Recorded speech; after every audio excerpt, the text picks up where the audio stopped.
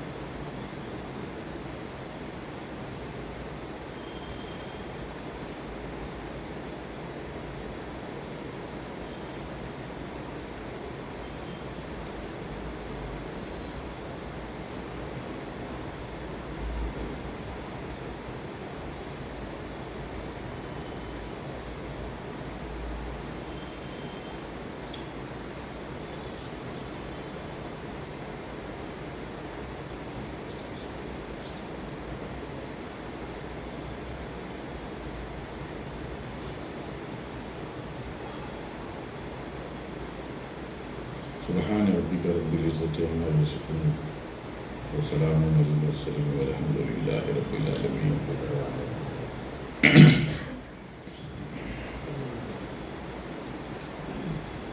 بسم اللہ الرحمن الرحیم. الحمد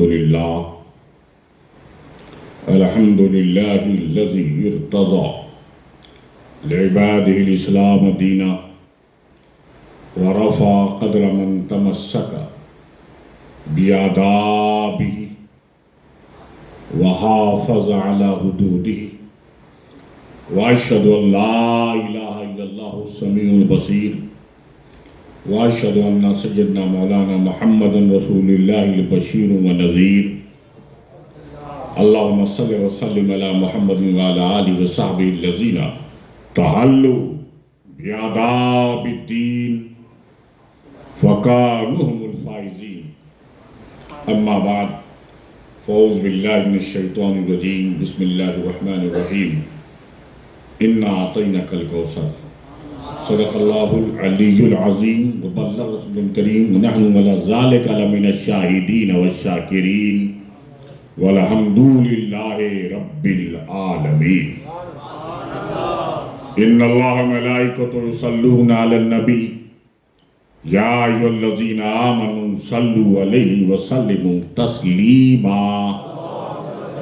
لبیک اللہم ربنا وسعدیک. اللہم صل وسلم علی سیدنا محمد الذی کان علیا فی درجاتی فاطما فی تطہیراتی حسنا فی صفاتی شہیدا فی تجلیاتی زین العابدین بعباداتی باخر الاولین والآخرین معلوماتی صادقا فی اقوالی قاضما فی جمیع احوالی متمکنا فی مقام رضا جوادا کفہ ان العطا حادنا سبیل النجات عسکریا مال غزات مہدینا طریق الیقین غیاث المستغیثین صلوات اللہ تعالی علیہ وعلیہم اجمعین.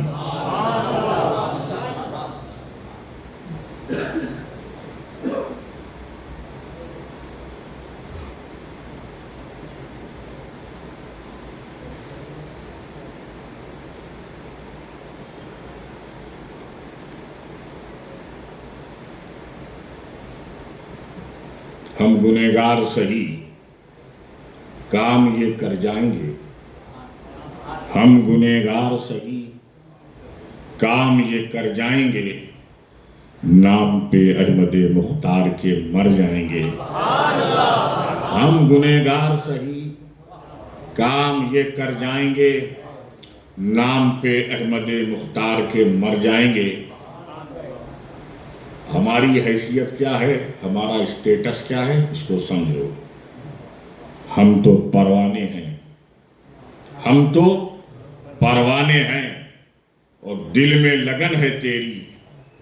ہم تو پروانے ہیں اور دل میں لگن ہے تیری. روشنی تیری ادھر ہوگی ادھر جائیں گے. روشنی تیری ادھر ہوگی ادھر جائیں گے، اور قید کر کے دل پرشوق کے آئینے میں، قید کر کے دل پرشوق کے آئینے میں تیرے ہی جلوے بکھیریں گے ادھر جائیں گے، تیرے ہی جلوے بکھیریں گے ادھر جائیں گے، ہم گنہگار سہی کام یہ کر جائیں گے، نام پہ احمد مختار کے مر جائیں گے۔ اور گرمی کفر جو حیران کرے گی ہم کو، ملاحظہ فرمائیے، گرمی کفر جو حیران کرے گی ہم کو، گنبد خضرا کے سائے میں ٹھہر جائیں گے۔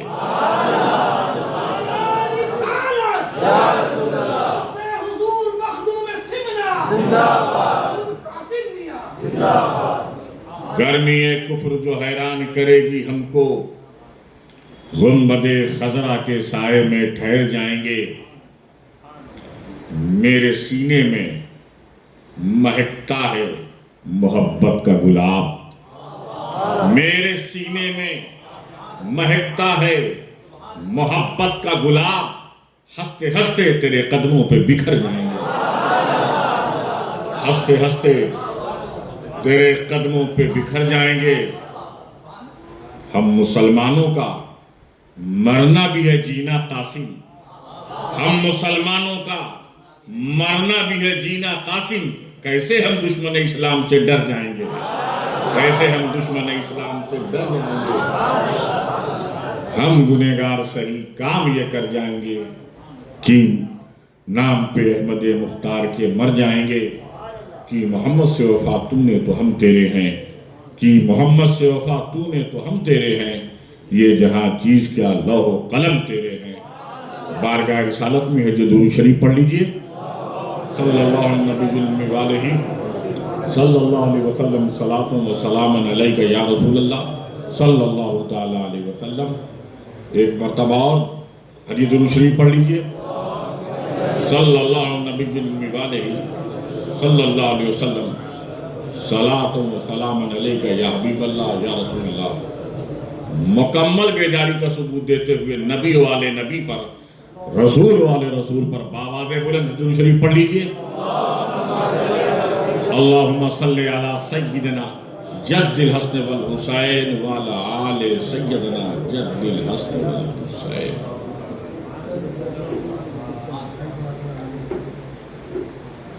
واجب الاحترام علماء کرام، حاضرین بس، آج کی یہ محفل، یہ مجلس تارک السلطنت میر عہد الدین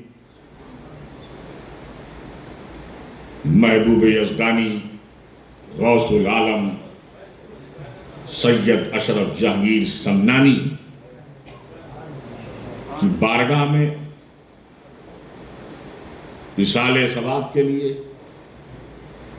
خراج عقیدت، خراج محبت پیش کرنے کے لیے منعقد کی گئی ہے۔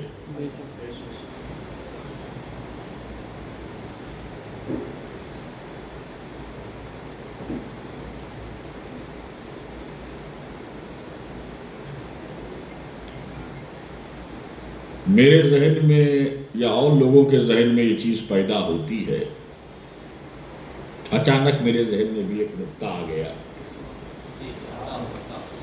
آپ لوگ جس طریقے سے درود شریف پڑھ رہے تھے، جس جوش کے ساتھ، تو میرے ذہن میں آیا آج میں درود شریف کی اہمیت کو ایک نئے انداز میں سمجھاؤں، تاکہ اسی جوش کے ساتھ آپ ہمیشہ درود پاک پڑھیں۔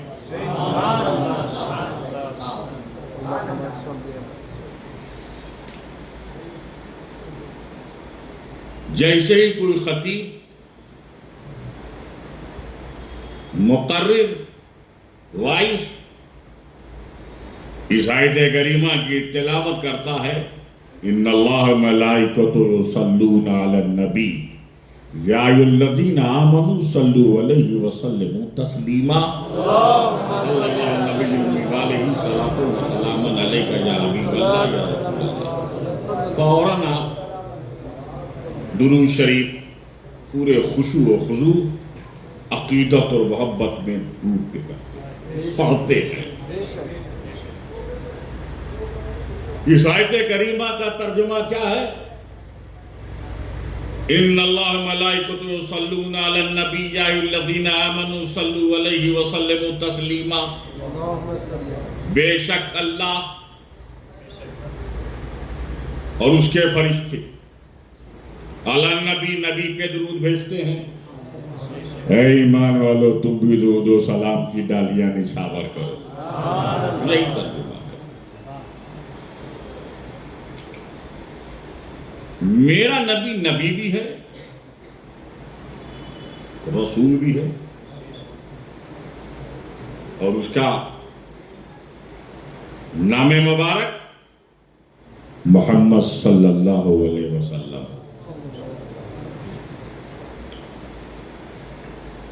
نبی بھی رسول بھی، نام مبارک کے اعتبار سے محمد صلی اللہ علیہ وسلم.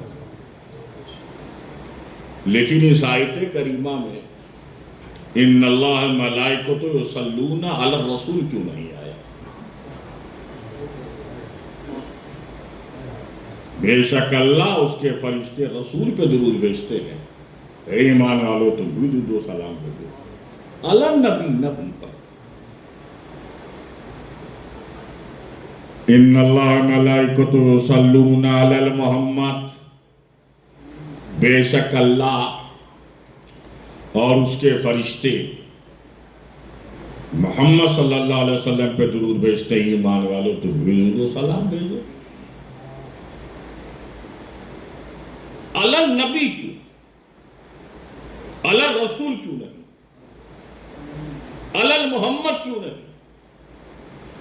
اسی حقیقت کو، واثقتا کو سمجھو گے تو اس سے درود پاک کی اہمیت بھی سمجھ میں آ جائے گی.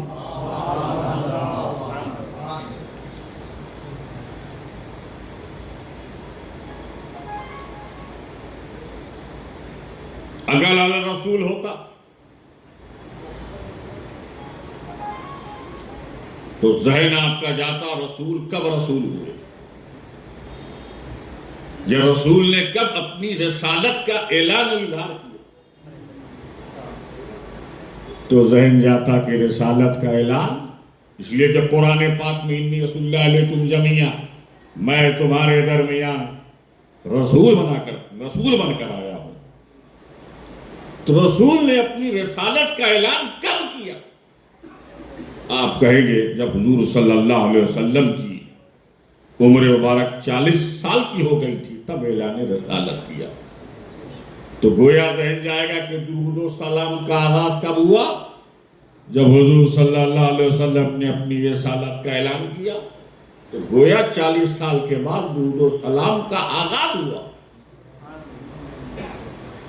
اور اگر محمد ہوتا تو حضور صلی اللہ علیہ وسلم کا نام محمد کب پڑا؟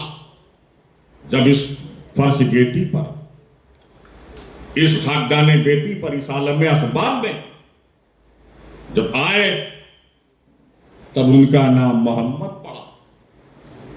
تو گویا درود و سلام کا آغاز اس وقت سمجھ میں آتا کہ جب حضور صلی اللہ علیہ وسلم حضرت آمنہ کی گود میں جلوہ فروز ہوئے، جلوہ فگن ہوئے، تبھی تو اسی وقت ان کی ذات کا نام محمد پڑا.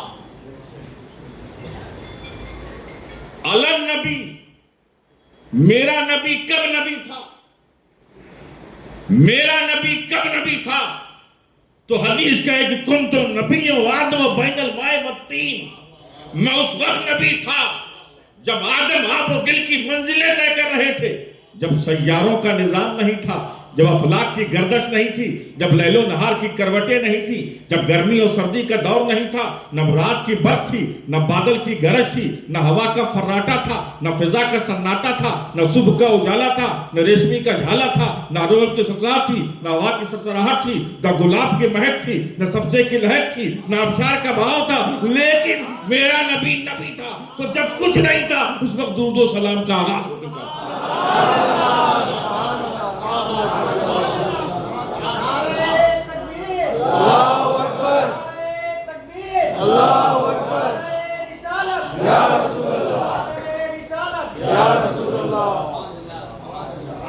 نماز بعد میں وجود میں آئی، درود پہلے ہے۔ روزہ بعد میں وجود میں آیا، درود پہلے ہے۔ زکوٰۃ کا حکم بعد میں آیا، درود پہلے ہے۔ حج بعد میں، درود پہلے ہے۔ سارے احکامات بعد میں، درود پہلے ہے۔ یہ ایسی عظمت والی چیز ہے۔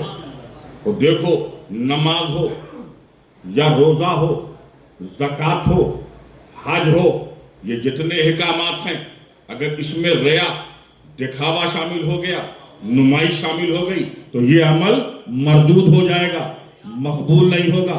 تو نماز کی مقبولیت کے لیے ریا سے پاک ہو، دکھاوے سے پاک ہو، نمائش سے پاک ہو، دکھاوے سے پاک ہو۔ یہی معاملہ روزے کا ہے۔ سارے اعمال میں اگر ریا نمائش داخل ہو گئی، اعمال اللہ کی بارگاہ میں مقبول نہیں ہوگا، مردود ہوگا۔ لیکن درود پاک ایسا عمل ہے کہ آپ چاہے ریا کے ساتھ پڑھو، چاہے دکھاوے میں پڑھو، چاہے مجبور ہو کے پڑھو، چاہے مسرور ہو کے پڑھو، ہر حال میں بارگاہ رب العزت میں مقبول ہے۔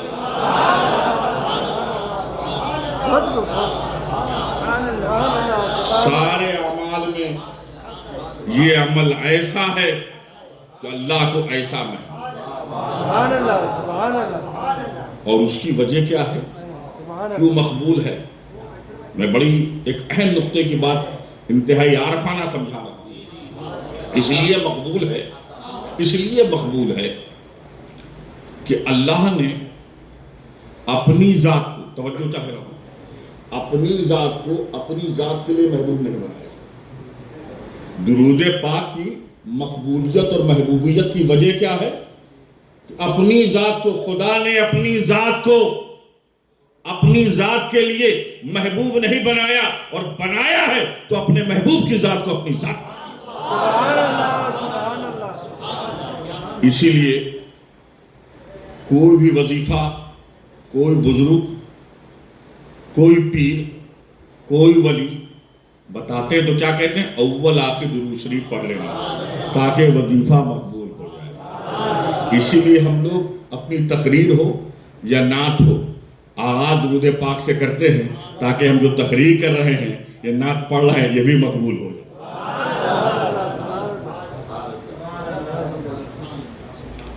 آج جس ذات کے لیے یہ محفل بارگاہ میں خراج عقیدت پیش کرنے کے لیے منعقد ہوئی ہے، ان کا نام کیا تھا؟ میر عہد الدین سلطان سید اشرف جہانگیر سمنانی۔ یہ کون تھے؟ یہ صاحبان معرفت تھے، یہ اللہ کے، یہ اہل معرفت تھی، یعنی انہیں خدا کی معرفت حاصل تھی۔ جتنے بھی اولیاء کرام ہیں، اولیاء اعتبار، یہ سب صاحبان معرفت ہیں، سب کو اللہ کی معرفت، اللہ کی ذات کو جانتے بھی ہیں اور پہچانتے بھی ہیں، اور ہم ان کے ماننے والے ہیں۔ تو ہمیں بھی خدا کی ذات کو جاننا بھی چاہیے اور پہچاننا بھی چاہیے۔ اب سوال یہ پیدا ہوتا ہے، کیسے ہم خدا کی ذات کو پہچانیں؟ کیسے ہم خدا کی ذات کو پہچانیں؟ تو حدیث پاک ہے، من عرف نفسہ فقد عرف ربہ، من عرف نفسہ فقد عرف ربہ، جس نے اپنی ذات کو پہچان لیا اس نے اپنے رب کو پہچان لیا۔ یہ حدیث پاک ہے، اور اس حدیث کو جتنے بھی صوفیاء کرام ہیں اکثر کے ملفوظات میں، تالیفات میں، کتاب میں اس کا حوالہ ضرور ہے۔ من عرف نفسہ فقد عرف ربہ، جس نے اپنی ذات کو پہچان لیا اس نے اپنے رب کو پہچان لیا۔ جیسے جیسے تم اپنی ذات کو پہچانتے جاؤ گے، اپنی ذات سے معرفت ہوتی جائے گی، انٹروڈیوس ہوتے جاؤ گے، پریچت ہوتے جاؤ گے، ذات کی پریبھاشا سے واقف ہوتے جاؤ گے، تم اپنے رب کو، اپنے کریٹر کو، اپنے رچయిتا کو، اپنے خالق کو آپ تم پہچانتے جاؤ گے۔ اب سوال یہ پیدا ہوتا ہے، اللہ کی معرفت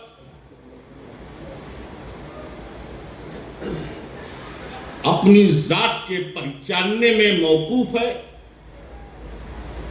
تو کیسے ہم اپنی ذات کو پہچانیں؟ جتنی گہرائی، گہرائی، ڈیپ اسٹڈی، گہرے مطالعے کے ساتھ ہم اپنی ذات کو پہچانیں گے، خدا کی ہمیں پہچان ہو جائے گی، لیکن ہم کیسے اپنی ذات کو پہچانیں؟ تو پہچاننے کا بہت سا طریقہ ہے، میں ایک آسان طریقے سے آپ کو سمجھا دوں تاکہ ہر دماغ میں پہچاننے کی، معرفت کی صلاحیت پیدا ہو۔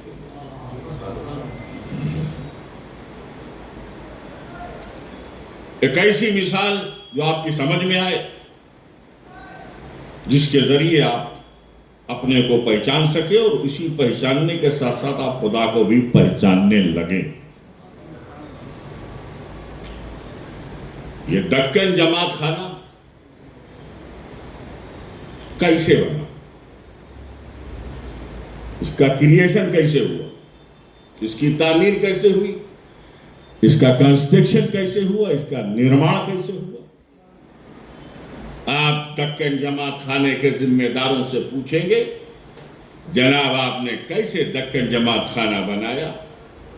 وہ کہیں گے پہلے ہم نے زمین کو ایکوائر کیا، زمین کو قبضے میں لیا، پھر ہم نے ایک آرکیٹیکٹ کو پکڑا، انجینئر کو، اس نے نقشہ بنایا، ایلیویشن بنایا، ان لک اور لک دونوں بتایا، اس نے بنایا۔ اس کے بعد پھر ہم نے سیمنٹ جمع کیا، سلیا جمع کیا، لوہا جمع کیا، ریتی جمع کیا، کپچی جمع کیا، پانی کو جمع کیا، مٹی کو جمع کیا، لکڑی کو جمع کیا، ریتی کو جمع کیا، سینکڑوں اشیاء کو میں نے جمع کیا۔ کہاں سے جمع کیا؟ کام پانی کو ہم نے زمین سے نکالا، مٹی کو بھی زمین سے نکالا، اینٹیں کو ہم نے اینٹا بنانے والی جو جگہ تھی وہاں سے منگوایا، پتھر کو ہم نے پہاڑوں سے منگوایا، لوہے کو بھی زمین سے ہم نے منگوایا، لکڑی کو ہم نے درختوں کو کاٹ کے یا ٹیمبر مرچنٹ کے یہاں سے منگوایا، مختلف مقامات سے، مختلف جگہ سے مختلف اشیاء کو جمع کیا۔ پھر ہم نے مستری کو بلایا، کڑیے کو بلایا، لیبر کو بلایا، تو یہ 1 سال 6 مہینے 2 سال میں یہ بلڈنگ بن گئی۔ یہ بلڈنگ بنی اتنی اشیاء سے اور مختلف جگہ سے یہ چیزیں جمع ہوئی، تب جا کے بلڈنگ بنی۔ اور یہ بلڈنگ نہ بولنا جانتی ہے، نہ گفتگو کرنا جانتی ہے، نہ بات چیت کرنا جانتی ہے، نہ یہ بلڈنگ ڈاکٹر ہے، نہ پروفیسر ہے، نہ لائر ہے، نہ سائنٹسٹ ہے، نہ مفتی ہے، نہ مدبر ہے، نہ مفکر ہے، نہ محقق ہے، نہ سائنٹسٹ ہے۔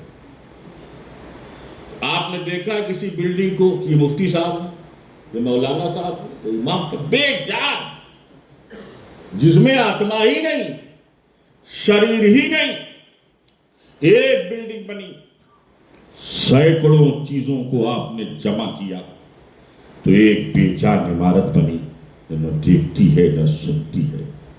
سینکڑوں چیز، سینکڑوں مقام سے آپ نے جمع کیا۔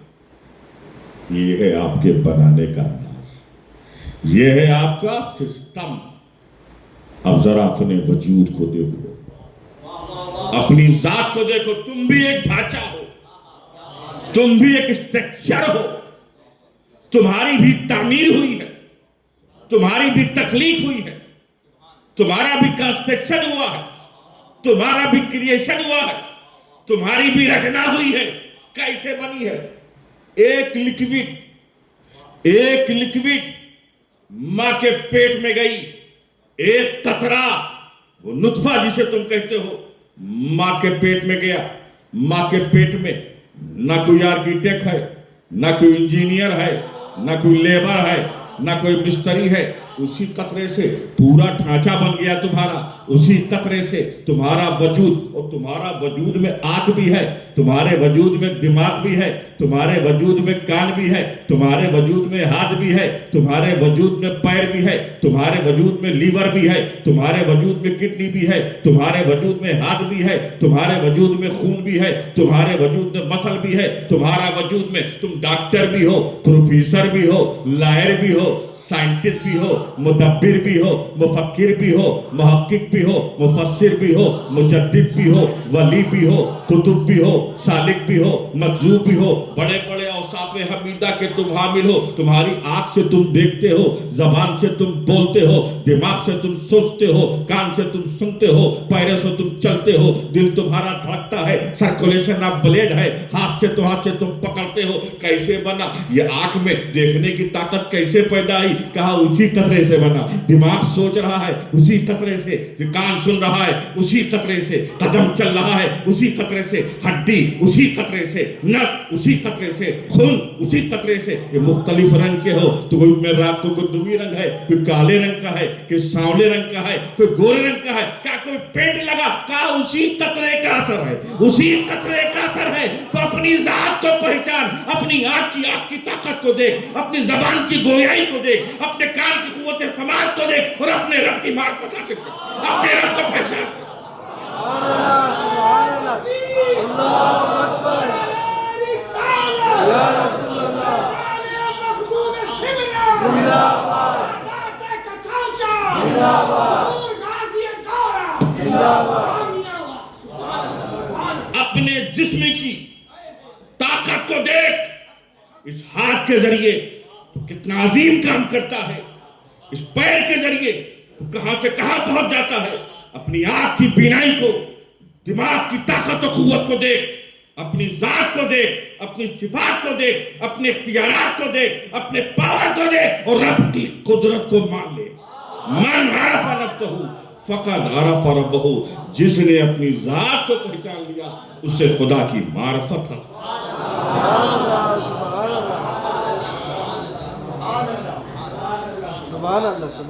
معرفت کی قوت،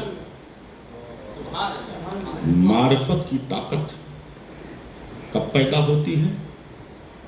یہ سوچنے سمجھنے کی صلاحیت کب پیدا ہوتی ہے؟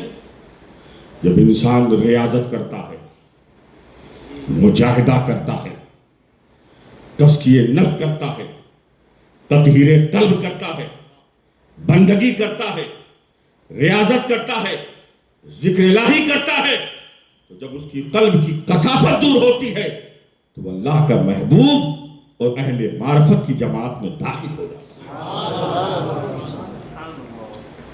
آج ہماری حالت کیا ہے؟ اپنی حالت کو دیکھو، نہ تم اپنے کو پہچان پا رہے ہو، اور جب نہ اپنے کو پہچان پا رہے ہو تو اپنے رب کو کیا پہچانو گے تم؟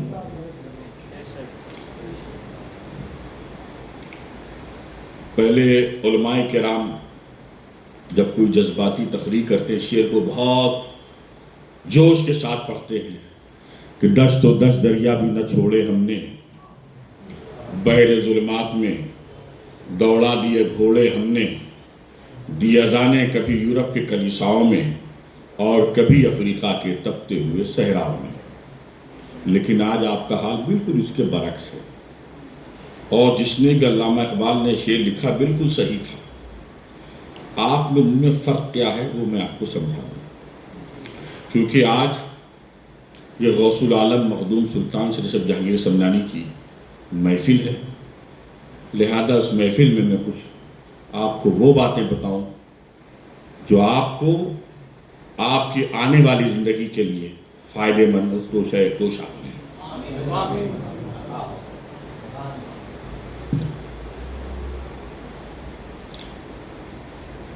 پہلے اس کے مسلمان اور ہم میں فرق کیا. وہ بھی مسلمان تھے، ہم بھی مسلمان. فرق کیا ہے تو سمجھتے ہیں. ہر لکڑی میں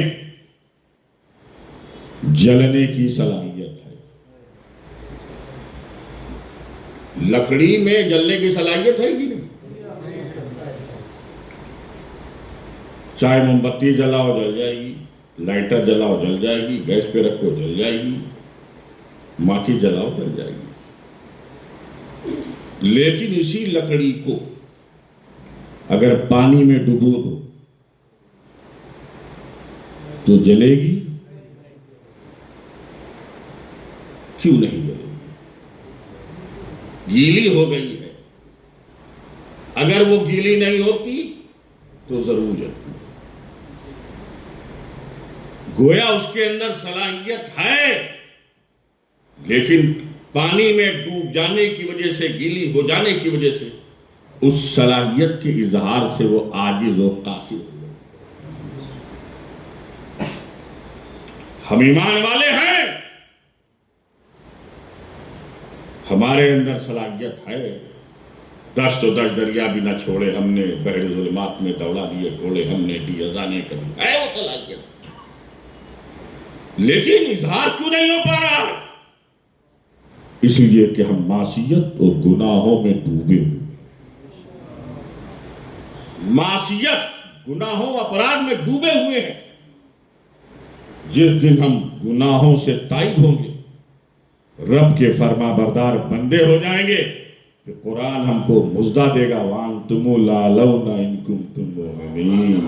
تم ہی سربلند ہو اگر تم سچے ایمان والے. شیخ الاسلام والمسلمین حضرت علامہ سید محمد مدنی اشرفی جیلانی نے کتنی پیاری بات کہی کہ جس میں پاس شریعت نہ خوف خدا، جس میں پاس شریعت نہ خوف خدا، وہ رہا کیا رہا، وہ گیا کیا گیا. ایک تصویر تھی جو مٹا دی گئی، یہ غلط ہے، مسلمان مارا گیا. تصویر کے جلنے سے شیر کی تصویر کو جلائیے تو شیر جلتا نہیں ہے. تو ہم مسلمانوں کی تصویر. یاد رکھیے،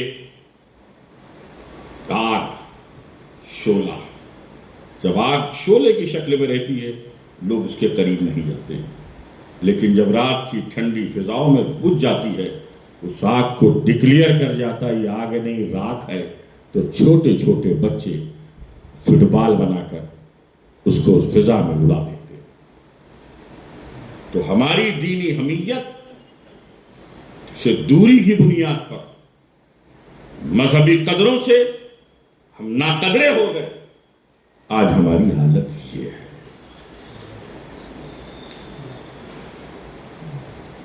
ہم نے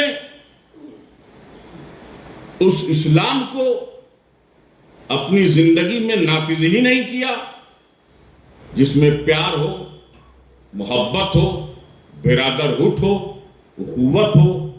وہ اسلام ہماری عملی زندگی میں نہیں. اسلام وہ مذہب ہے کہ نبی کریم صلی اللہ علیہ وسلم کے پیریڈ میں، دور میں، ایک قبیلہ جو بکری کا کاروبار کرتا تھا.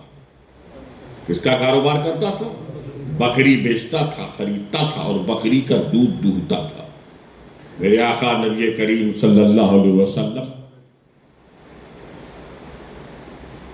کے ہاتھوں وہ مشرف اسلام ہوئے، نبی کے انوائی ہو گئے.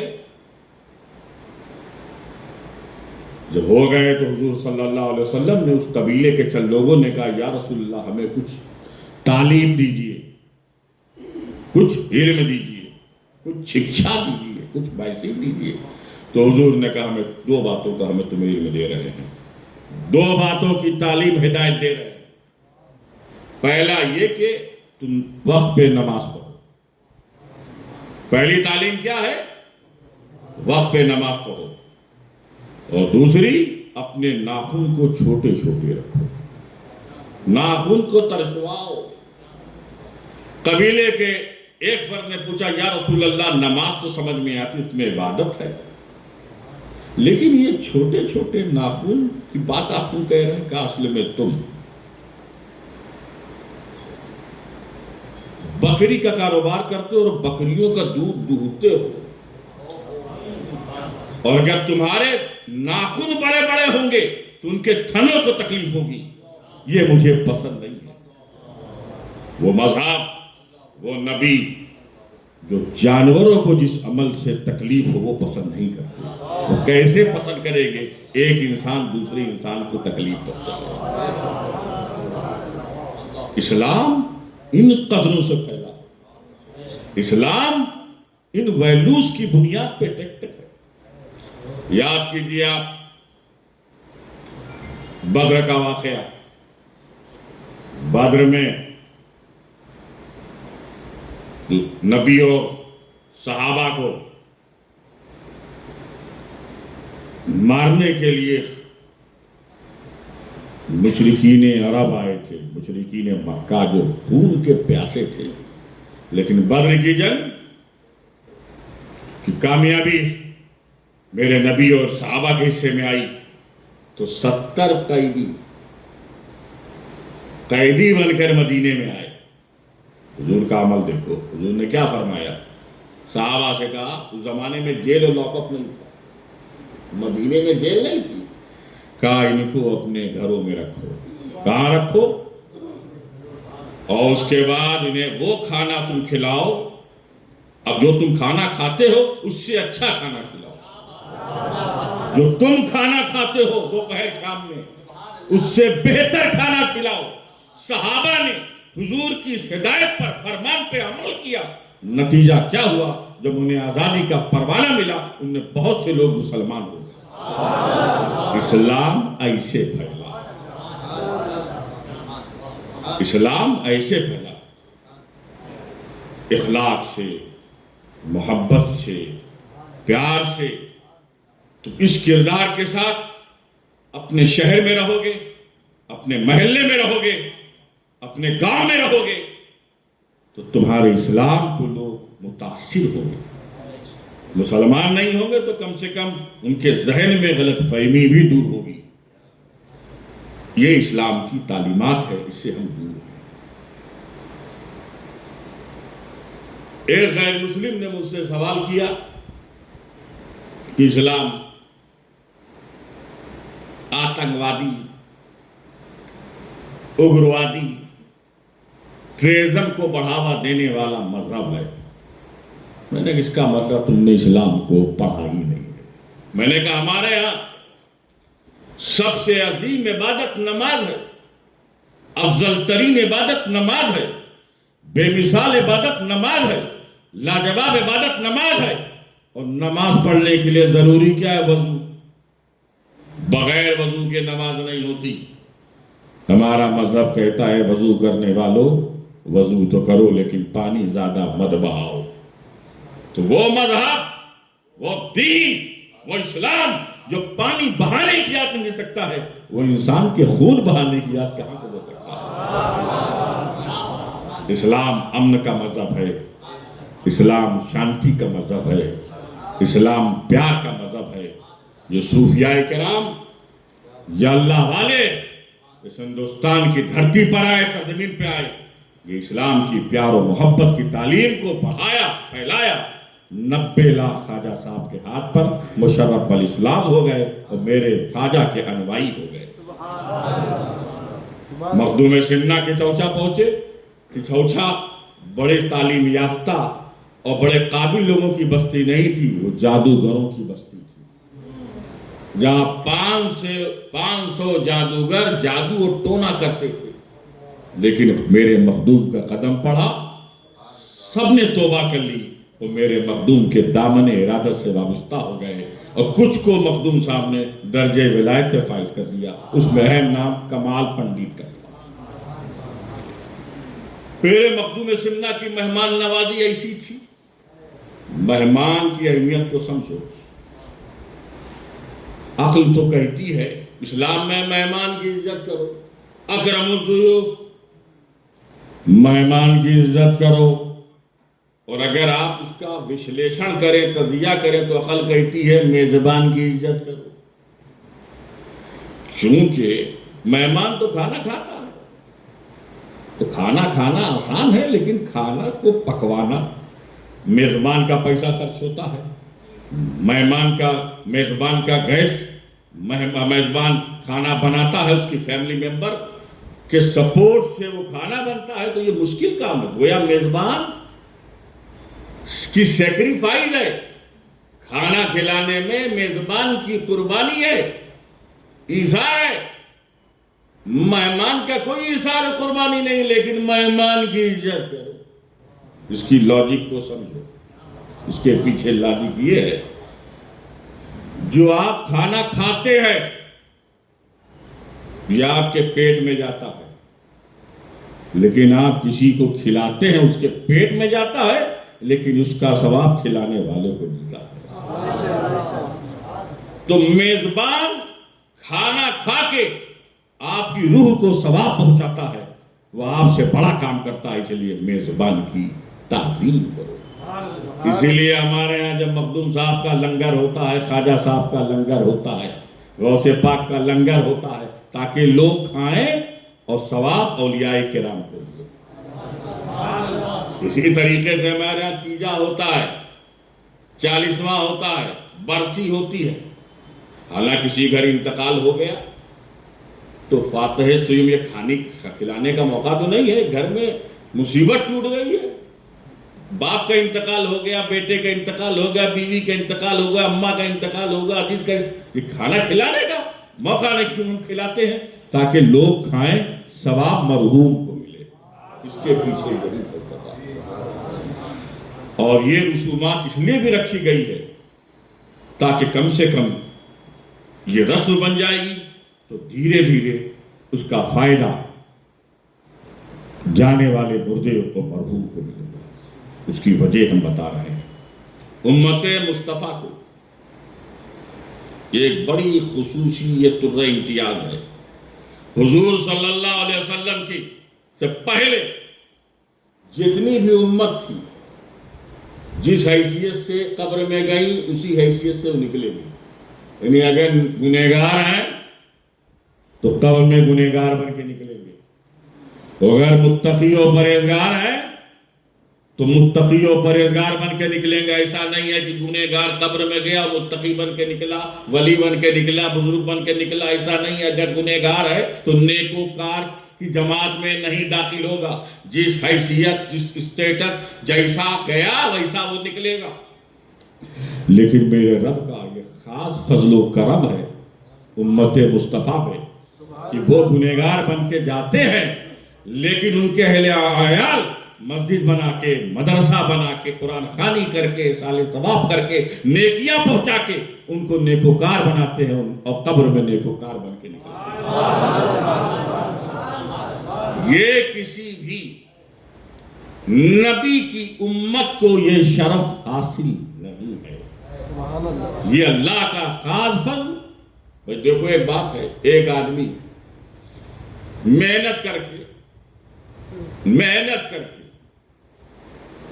پیسہ کماتا ہے، اس کو بھی ہم مالدار کہتے ہیں، اور ایک شخص ہے، کسی نے اس کو 10 کروڑ روپیہ دے دیا، لو بھائی میری طرف سے 10، وہی مالدار کہلائے گا۔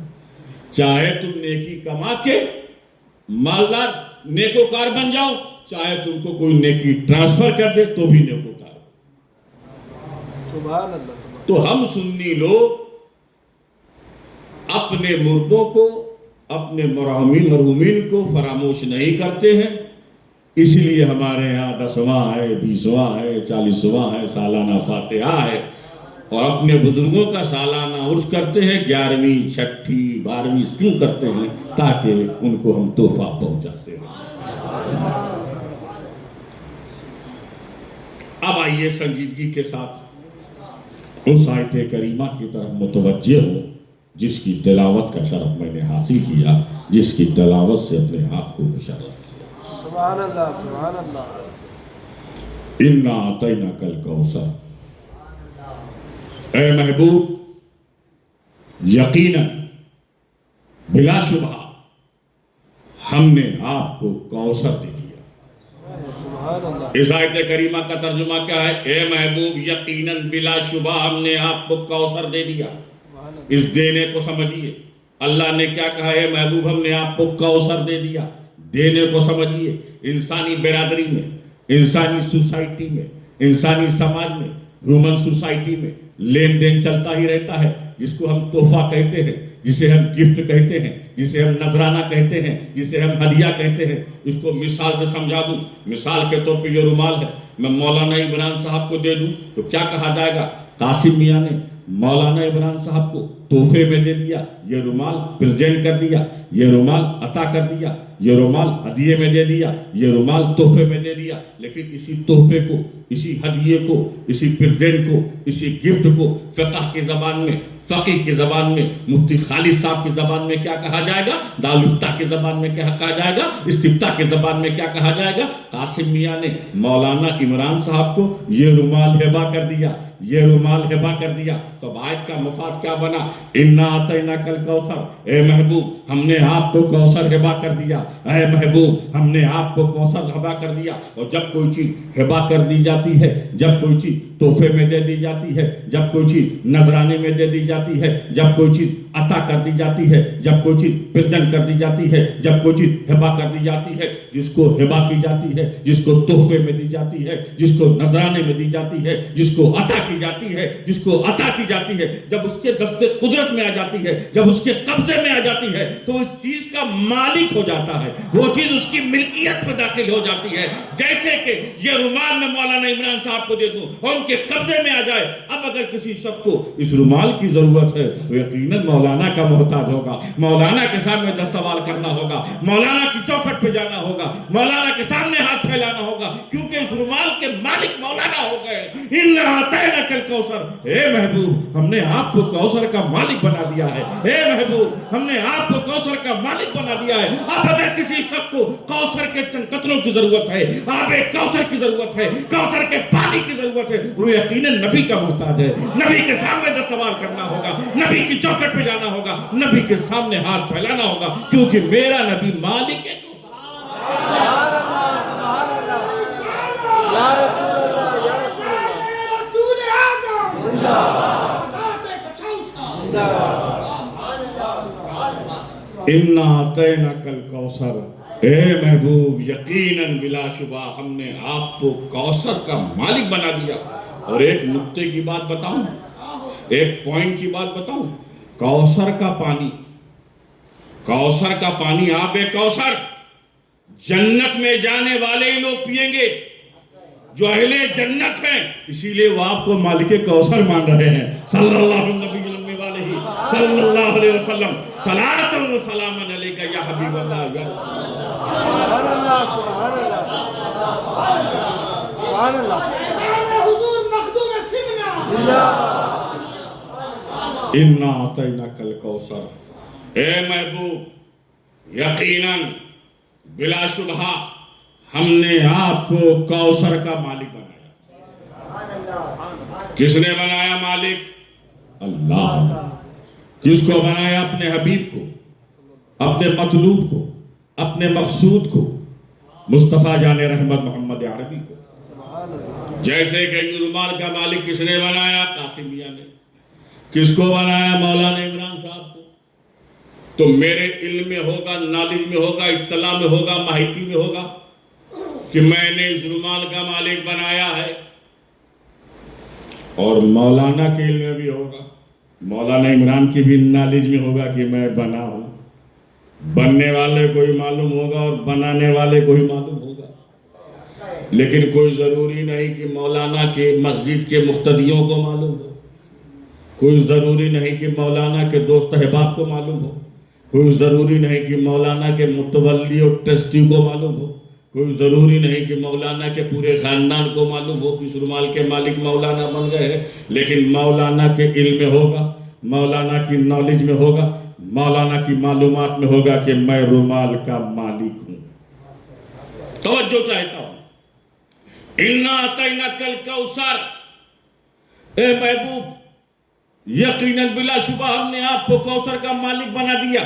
تو نبی کے علم میں ہے، نبی کی نالج میں ہے، نبی کی معلومات میں ہے، نبی کی اطلاع میں ہے کہ میں کوثر کا مالک ہوں، تو نبی سے کہنے کی کیا ضرورت؟ اے محبوب ہم نے آپ کو کوثر کا مالک بنایا، لوگوں سے کہنا چاہیے تھا، اے لوگوں میں اپنے حبیب کو، میں مصطفیٰ جان رحمت کو، میں محمد عربی کو، میں اپنے محبوب کو کوثر کا مالک بنا رہا ہوں۔ اب اگر تمہیں کوثر کے چند قطروں کی ضرورت ہے، اب اگر تمہیں آب کوثر کی ضرورت ہے، اب اگر تمہیں کوثر کے پانی کی ضرورت ہے تو میرے حبیب کے پاس چلے جانا، میرے مطلوب کے پاس چلے جانا، میرے محبوب کے پاس چلے جانا۔ لیکن ایسا نہیں کیا گیا۔ نبی کی صفت ہے، نبی کی صفت ہے، نبی کی وشیشتا ہے، نبی کا ایڈجیکٹو ہے مالک کوثر ہونا، اور نبی سے خطاب کیا جا رہا ہے، اے محبوب ہم نے آپ کو کوثر کا مالک بنا دیا۔ حالانکہ لوگوں سے کہنا چاہیے تھا، صرف اسی آیت کریمہ میں یہی انداز تخاطب ہوتا تو میں اس کو نظر انداز کر سکتا تھا، چھوڑ سکتا تھا، اوائڈ کر سکتا تھا۔ لیکن جب تم قرآن کریم کا مطالعہ کرو گے، جب قرآن کریم کی اسٹڈی کرو گے، جب قرآن کریم کا گہرا مطالعہ کرو گے تو اس نتیجے پہ پہنچو گے، جہاں جہاں نبی کی صفات کا ذکر ہے، جہاں جہاں نبی کی ایڈجیکٹو کا ذکر ہے، جہاں جہاں نبی کی اوصاف کا ذکر ہے، جہاں جہاں نبی کی عظمتوں کا ذکر ہے، جہاں جہاں نبی کی رفعتوں کا ذکر ہے، جہاں جہاں نبی کی خوبیوں کا ذکر ہے، جہاں جہاں نبی کے کمالات کا ذکر ہے، جہاں جہاں نبی کے اوصاف حمیدہ کا ذکر ہے، جہاں جہاں نبی کے ایڈجیکٹو کا ذکر ہے، خطاب نبی سے کیا گیا، مخاطب محمد عربی کو بنایا گیا۔ جیسے کہ یاسین والقرآن الحکیم انک لمن المرسلین، قسم ہے قرآن حکیم کی، بے شک آپ رسولوں میں سے ہے، انک لمرسلین آپ رسولوں میں سے ہے۔ حالانکہ لوگوں سے کہنا چاہیے تھا کہ میں اپنے حبیب کو مرسلین میں بنا کے بھیج رہا ہوں، رسول بنا کر بھیج رہا ہوں۔ ان لوگوں سے کہنا چاہیے تھا جو صفت رسالت کے منکر تھے، جو منکر رسالت تھے، ان سے خطاب کرنا چاہیے تھا، لیکن ایسا نہیں کیا گیا۔ نبی کی صفت ہے، نبی سے خطاب، نبی کا ایڈجیکٹو ہے، نبی سے خطاب، نبی کا وشیشتا ہے، نبی سے خطاب، نبی کا وصف عظیم ہے، نبی سے خطاب، نبی کی صفت ہے، نبی سے خطاب۔ اسی طریقے سے آپ دیکھ لیجئے، یا ایھا النبی انا ارسلناک شاہدا وبشرا ونذیرا وداعیا الی باذنہ وسراجا منیرا، اے نبی ہم نے آپ کو شاہد بنا کر بھیجا ہے، مبشر بنا کر بھیجا ہے، نذیر بنا کر بھیجا ہے، داعیہ بنا کر بھیجا ہے، سراجا منیر بنا کر بھیجا ہے۔ شاہد ہونا، مبشر ہونا، نذیر ہونا، داعیہ ہونا، سراجا منیر ہونا، یہ سب نبی کی صفات ہیں، یہ سب نبی کے اوصاف ہیں، اور خطاب بھی نبی سے کیا جا رہا ہے، یا ایھا النبی، اے نبی۔ حالانکہ لوگوں سے کہنا چاہیے تھا، اے لوگوں میں اپنے حبیب کو شاہد بنا کر بھیج رہا ہوں، مبشر بنا کر بھیج رہا ہوں، نذیر بنا کر بھیج رہا ہوں، داعیہ بنا کر بھیج رہا ہوں، سراج منیر بنا کر بھیج رہا ہوں۔ نبی کی صفت ہے اور خطاب بھی نبی سے کیا جا رہا ہے۔ اسی طریقے سے آپ دیکھ لیجئے، وَرَفَعْنَا لَكَ ذِكْرَكَ، اے نبی ہم نے آپ کے ذکر کو درج و بلند کیا ہے، نبی کی صفت ہے اور نبی سے خطاب کیا جا رہا ہے۔ اسی طریقے سے آپ دیکھ لیجئے، اِنَّكَ لَعَلَىٰ خُلُقٍ عَظِيمٍ، اے نبی ہم نے آپ کو سراپا اخلاق بنا کر بھیجا ہے، نبی کی صفت ہے، نبی سے خطاب کیا جا رہا ہے۔ اسی طریقے سے دیکھیے، وَالضُّحَىٰ وَاللَّيْلِ إِذَا سَجَىٰ مَا وَدَّعَكَ رَبُّكَ وَمَا قَلَىٰ وَلَلْآخِرَةُ خَيْرٌ لَكَ وَلَسَوْفَ يُعْطِيكَ رَبُّكَ فَتَرْضَىٰ، یہ پوری آیت کریمہ نبی کے ذکر میں ہے اور خطاب بھی نبی سے کیا جا رہا ہے۔ وَعَلَّمَكَ مَا لَمْ تَكُن تَعْلَمْ، نبی کی صفت ہے اور نبی سے خطاب کیا جا رہا ہے۔ میرے دوستو میں آپ کی توجہ ایک خاص موڑ کی طرف لانا چاہتا ہوں، ایک خاص پوائنٹ کی طرف لانا چاہتا ہوں۔ قرآن پاک میں ہے، یا ایھا النبی انا ارسلناک شاہدا وبشرا ونذیرا وتؤمنوا باللہ وتعزروہ وتوقروہ بکرۃ واسیلا، اے نبی ہم نے آپ کو شاہد بنا کر بھیجا ہے، مبشر بنا کر بھیجا ہے، نذیر بنا کر بھیجا ہے، تاکہ لوگ ایمان لے آئیں اللہ پر اور اس کے رسول کی تعظیم و توقیر کریں، اس کے رسول کی تعظیم و توقیر کریں، اور اللہ کی صبح و شام عبادت کریں، اللہ کی صبح و شام۔ توجہ چاہتا ہوں، یا ایھا النبی انا ارسلناک شاہدا وبشرا ونذیرا، شاہد ہونا نبی کی صفت، مبشر ہونا نبی کی صفت، نذیر ہونا نبی کی صفت، وشیشتا نبی کی، اور خطاب یا ایھا النبی، اے نبی. لیکن جب بات ایمان کی آئی، جب بات تعظیم و توقیر کی آئی، جب بات صبح و شام عبادت کی آئی، خطاب کا رخ بدل گیا، خطاب کے رخ میں پریورتن آ گیا، خطاب کے رخ میں چینجنگ، تاکہ لوگ اب یہاں نبی نہیں، لوگ یہ تبدیلی خطاب سے، یہ خطاب کی چینجنگ سے کیا سمجھ میں آ رہا ہے؟ وہ رب تبارک و تعالیٰ یہ ارشاد فرما رہا ہے، اے محبوب ہم تیری صفات کا ذکر، اے محبوب ہم تیرے کمالات کا ذکر، اے محبوب ہم تیرے اوصاف حمیدہ کا ذکر، اے محبوب ہم تیری عظمتوں کا ذکر، اے محبوب ہم تیری سپریائٹی کا ذکر، اے محبوب ہم تیری افضلیت کا ذکر. یہ بندوں سے نہیں کریں گے. یہ بندے جو ہیں عجیب غریب دل و دماغ کے واقع ہوئے ہیں. یہ بندے اقرار کرنا بھی جانتے ہیں، انکار کرنا بھی جانتے ہیں، تصدیق کرنا بھی جانتے ہیں، تکذیب کرنا بھی جانتے ہیں. انہی بندوں سے ہم نے کہا تھا قولوا لا الہ الا اللہ تفلحوا، پڑھو لا الہ الا اللہ کامیابی پاؤ گے، پڑھو لا الہ الا اللہ کامرانی پاؤ گے، پڑھو لا الہ الا اللہ فوز و فلاح پاؤ گے. انہی بندوں سے ہم نے اب قل هو اللہ احد اللہ الصمد، ہم نے اپنی احدیت کا ذکر کیا تھا. بہت سے ایسے تھے جو انکار کر بیٹھے. ہم نے اپنی صمدیت کا ذکر کیا تھا. بہت سے ایسے تھے جو انکار کر بیٹھے. ہم نے اپنے لم یلد ولم یولد ہونے کا ذکر کیا تھا. بہت سے ایسے تھے جو انکار کر بیٹھے. انہی بندوں سے ہم نے اپنی احدیت کا ذکر کیا تھا. بہت سے ایسے تھے جو انکار کر بیٹھے. ان سے اپنے لامحدود ہونے کا ذکر کیا تھا. بہت سے ایسے تھے جو انکار کر بیٹھے. ہم نے اپنے نراکار ہونے کا ذکر کیا تھا. بہت سے ایسے تھے جو انکار کر بیٹھے. انہی بندوں سے ہم نے اپنے انلیمیٹڈ ہونے کا ذکر کیا تھا. بہت سے ایسے تھے جو انکار کر بیٹھے. اے محبوب یہ بندے اقرار کرنا بھی جانتے ہیں، انکار کرنا بھی جانتے ہیں. بات تیری عظمتوں کی ہے، بات تیرے کمالات کی ہے، بات تیری افضلیت کی ہے، بات تیری سپریائٹی کی ہے، بات تیری رفعت کی ہے. لہذا ان بندوں کو مخاطب نہیں کریں گے، ہم اس ذات کو خطاب کریں گے جہاں انکار ممکن ہی نہ ہو. اللہم صلی علی سیدنا جد حسن والحسین وعلی آل سیدنا جد الحسن والحسین. سبحان اللہ، اللہ اکبر، یا رسول اللہ، زندہ باد. انا اعطیناک الکوثر. اے محبوب یقیناً بلا شبہ ہم نے آپ کو کوثر کا مالک بنا دیا. قرآن کا اسلوب نہج دیکھو. بہت سی ایسی جگہ ہوتی ہے جہاں ذکر بھی اچھا ہوتا ہے، ذاکر بھی اچھا ہوتا ہے، لیکن مذکور اچھا نہیں ہوتا. جیسے تبت یدا ابی لہب قرآن کی آیت ہے. ذکر کا نام قرآن، ذاکر خدا، مذکور ابو لہب جو اچھا نہیں. بہت سی ایسی جگہ ہوتی ہے جہاں خطاب بھی اچھا ہوتا ہے، خطاب کرنے والا بھی اچھا ہوتا ہے، لیکن مخاطب اچھا نہیں ہوتا. جیسے قل یا ایھا الکافرون، خطاب کا نام قرآن ہے، خطاب کرنے والا خدا ہے، لیکن مخاطب اچھا نہیں ہے، مخاطب اچھا نہیں ہے. لیکن جب بات مصطفیٰ جان رحمت کی عظمت کی آئی، جب بات مصطفیٰ کے کمالات کی آئی، جب بات مصطفیٰ کے اوصاف حمیدہ کی آئی، رب تبارک و تعالیٰ نے کتنا بہترین انتظام کیا، کتنا بہترین اہتمام کیا، کتنا بہترین انسلام کیا کہ ذکر بھی اچھا ہو، ذاکر بھی اچھا ہو، مذکور بھی اچھا ہو، خطاب بھی اچھا ہو، خطاب کرنے والا بھی اچھا ہو، مخاطب بھی اچھا ہو. انا اعطیناک الکوثر، خطاب کا نام قرآن ہے، خطاب کرنے والا خدا ہے، مخاطب محمد عربی ہے، مخاطب محمد عربی ہے. فرش والے تیری شوکت کا علو کیا جانے، خوش روا عرش پہ اڑتا ہے پرے رکھے. سبحان اللہ، سبحان اللہ، سبحان اللہ، سبحان اللہ. صلی اللہ علیہ وآلہ صلی اللہ علیہ وسلم. صلاۃ و سلام علیک یا رسول اللہ صلی اللہ علیہ وسلم. محمد صلی اللہ علیہ وسلم. انا اعطیناک الکوثر. سبحان اللہ. اے محبوب یقیناً بلا شبہ ہم نے آپ کو کوثر کا مالک بنایا. اس کا مالک بنایا، کوثر کا مالک. اب کوثر کو سمجھو. یہ کوثر کیا ہے؟ یہ عربی بھاشا کا ایک لفظ ہے. عربی بھاشا بڑی انوشاشت بھاشا ہے. اس بھاشا کا ویاکرن بھی ہے اور اچارن بھی ہے. بڑی ہی ویل کلچرڈ لینگویج عربی ہے. عربی کی ایک مشہور لغت جسے علماء جانتے ہیں، اس کو کہتے ہیں لغت قاموس. اس میں کچھ لغت قاموس میں کوثر کیا ہے؟ اسم مبالغہ ہے. کیا ہے؟ اسم مبالغہ. جس کے معنی کیا ہے اسم مبالغہ؟ الکثیر من کل شیء. کوثر کا معنی کیا ہے؟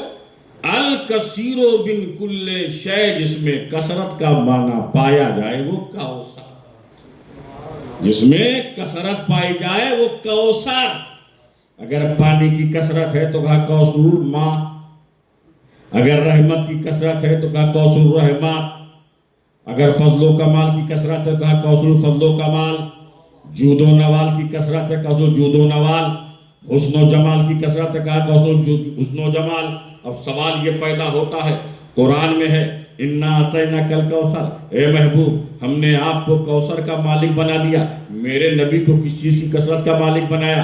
علم کی کثرت کا مالک بنایا، یا فضل کی کثرت کا مالک بنایا، یا کمالات کی کثرت کا مالک بنایا، یا حسن و جمال کی کثرت کا مالک بنایا، تو علم کی کثرت کا مالک بنایا. تو قرآن کہے گا اگر محبوب کو کسی خاص چیز، کسی مخصوص چیز کی کثرت کا مالک بنایا ہوتا تو قرآن میں یوں آتا اِنَّا أَعْطَيْنَاكَ الْعِلْمَ. اے محبوب ہم نے آپ کو علم کی کثرت کا مالک بنایا. اگر محبوب کو صرف حسن و جمال کی کثرت کا مالک بنایا ہوتا تو قرآن میں یوں آتا اِنَّا أَعْطَيْنَاكَ الْحُسْنَ وَالْجَمَالَ. اے محبوب ہم نے آپ کو حسن و جمال کی کثرت کا مالک بنایا. اگر فضل و کمال کی کثرت کا مالک بنایا ہوتا تو قرآن میں یوں آتا اِنَّا أَعْطَيْنَاكَ الْحُسْنَ وَفَضْلُ وَكَمَالَ. اے محبوب ہم نے آپ کو فضل و کمال کی کثرت کا مالک بنایا. جب قرآن نے مطلق کہہ دیا ہے تو نادان تجھے مقید کرنے کا حق کس نے دیا ہے؟ اللہ نبی علیہ صلاۃ یا حبیب اللہ صلاۃ و سلام علیک یا رسول اللہ صلی اللہ تعالی علیہ وسلم. سبحان اللہ سبحان اللہ. میں چاہتا ہوں ثابت ہی کر دوں کہ اللہ تعالیٰ نے میرے نبی کو ہر چیز کی کثرت کا مالک بنایا. اور اس کے لیے چاہے مجھے ہندی کی چندی کرنی پڑے، اردو کی اردو، اور مراٹھی تو مجھے آتی نہیں، ورنہ اس کا بھی پوسٹ مارٹم کر دیتا.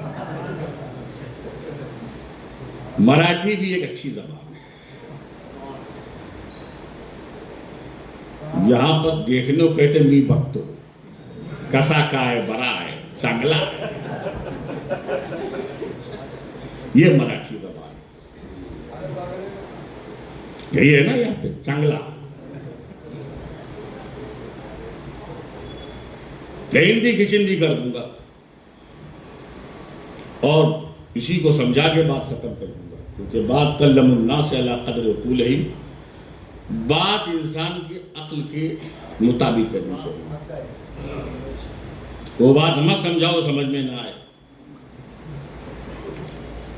جیسے میں مہمان نوازی کی بات کر رہا تھا مخدوم صاحب کے بارے میں، اتنی مخدوم صاحب کو مہمان نوازی پسند تھی. اس زمانے میں موبائل تو تھا نہیں، نہ ٹیلی فون تھا مخدوم صاحب کے دور میں. تو مخدوم صاحب نے اپنی بلی کو علم کشف دے دیا. کشف یعنی کچھوچا بچڑ دیہات، آج دیہات ہے تو دور میں اور ہوگا. تو بلی کا کام کیا تھا؟ اگر 10 مہمان آتے تھے تو 10 مرتبہ میاؤں میاؤں میاؤں کرتی تھی. تو باورچی سمجھ لیتا تھا پکانے والا کہ آپ 10 مہمان آئیں. ایک وقت ایسا آیا کچھ مہمان آئے، بلی نے میاؤں میاؤں نہیں کیا. تو باورچی مہمانوں کے پاس گیا، کہا ہمیشہ میاؤں میاؤں کرتی ہے، ہم سمجھ لیتے تھے اس کی میاؤں سے کتنے مہمان ہیں، لیکن اب کی مرتبہ آپ آئے اس نے بلی خاموش رہی. اور اس نے ایک مرتبہ لہذا ہمارے پکانے میں تھوڑی تاخیر ہوگی، معاف کیجیے. تو اس نے کہا پکانے کی ضرورت نہیں ہے، ہم سب مہمان ہیں، ہم سب روزے دار ہیں، ہم سب روزے دار ہیں. یعنی گویا مخدوم صاحب نے بلی کو ایسا صاحب کش بنایا، اس کو وہ بھی جانتا تھا مہمان روزے دار ہے یا غیر روزے دار. میں نے عالم خیال میں اپنے مخدوم سے پوچھا، حضور صاحب کشف بلی کو بنانے کی ضرورت کیوں پیش آئی آپ کو؟ مہمان آتا تو سوچتا مجھے اطلاع تو ہے ہی نہیں، کھانے میں تاخیر ہو جاتی، اور کیا ہوتا؟ کہا یہی تو مجھے پسند نہیں ہے کہ میرے گھر پہ آنے والا 1 گھنٹہ بھی بھوکا رہے۔ ایسے سلطان مخدوم اشرف جہانگیر سے ملے۔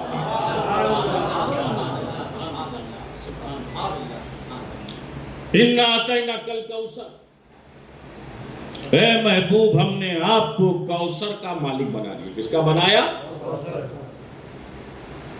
کوثر کو سمجھو، اسی کو سمجھ لو گے تو تم خود کہو گے اللہ تعالیٰ نے میرے حبیب کو ہر چیز کی کثرت کا مالک بنا۔ سبحان اللہ، بے شک۔ صرف کوثر نہیں ہے، الکوثر، صرف کوثر نہیں ہے، اِنَّا أَعْطَيْنَاكَ الکوثر، کوثر الف لام کے ساتھ ہے۔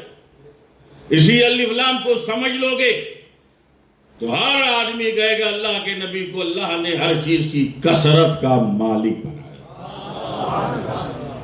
اب مگر آپ کو اس طرح سمجھاؤں کہ الف لام کی 2 قسمیں، ایک الف لام اسمی، ایک الف لام حرفی۔ حرفی کی 2 قسمیں، ایک زائد ایک غیر زائد۔ غیر زائد کی 4 قسمیں۔ تو آپ کہیں گے ہم لوگ کسی مدرسے کے تعلم کے ودیارتی چھاتر اسٹوڈنٹ نہیں، ہم تو سیدھے سادے پونا کے لوگ ہیں، وڑا پاؤں کھانے والے۔ چلیے ہم نو کی زبان میں، مولانا لوگوں کی زبان میں نہیں سمجھائیں گے، اس زبان میں ہم سمجھائیں گے جو آپ کی سمجھ میں آ جائے۔ الف لام کو سمجھنا ہے۔ آپ نماز پڑھتے ہیں نا،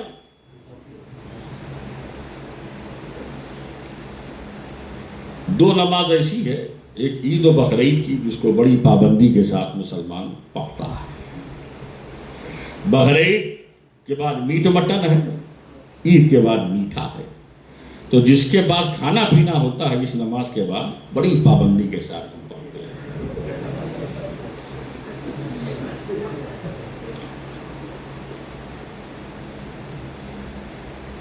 نماز کی اہمیت کو سمجھو۔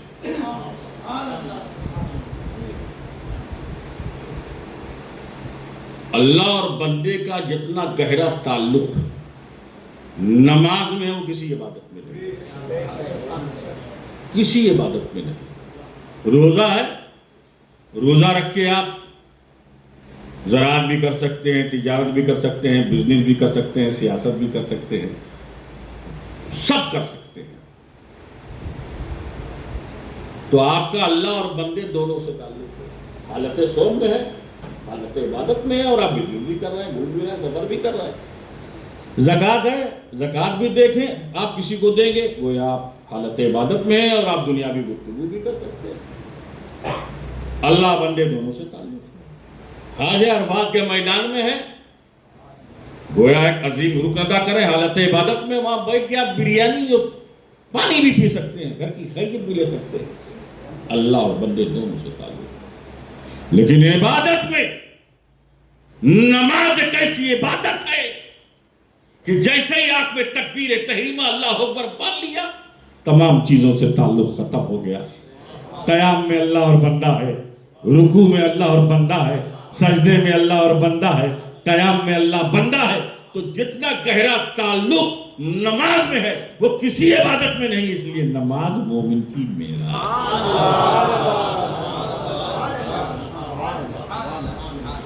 اس نماز کو سمجھو، اسی میں سب کچھ تم کو مل جائے گا۔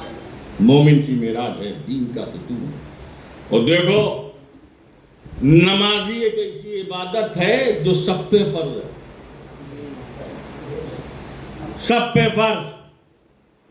عاقل بالغ ہو چاہے بیمار ہو اس پہ بھی فرض، مسافر ہو اس پہ بھی فرض، صحت مند ہو اس پہ بھی فرض، بوڑھا ہو اس پہ بھی فرض، جوان اس پہ بھی فرض، غریب ہے اس پہ بھی فرض، مالدار ہے اس پہ بھی فرض۔ یہ کیسی عبادت ہے؟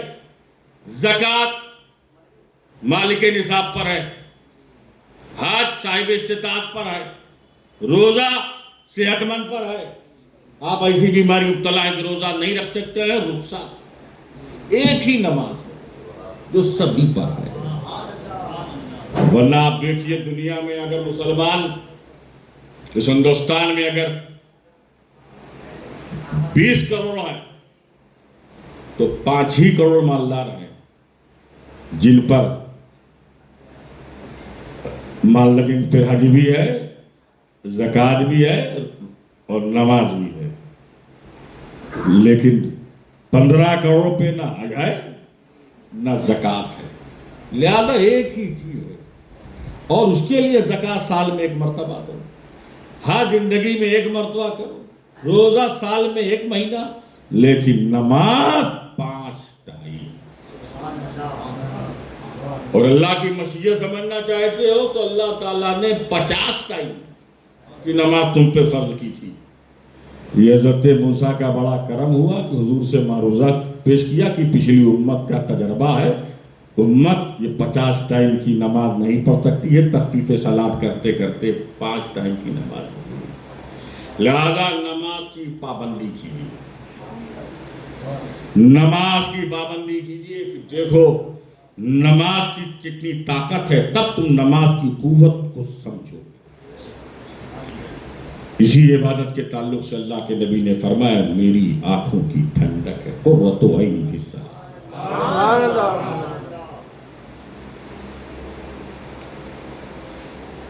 नमाज हम पढ़ते हैं, इन्ना अतैना कल कौसर, ऐ महबूब हमने आपको कौसर का मालिक बना दिया। कौसर में अलिफ लाम है, अलिफ लाम को समझो।